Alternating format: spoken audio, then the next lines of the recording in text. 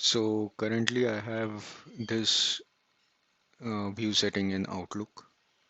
So I'll try to change the view settings to default state. Okay, so one way is open run prompt and type Outlook slash clean views. Okay, so clean views will remove any kind of view settings and it will reset the view to the default mode. So now Outlook is again open, this time with uh, default view settings. So there is one way to change your view settings to default state. Another way is you can go to view option here at the top and then click on reset view option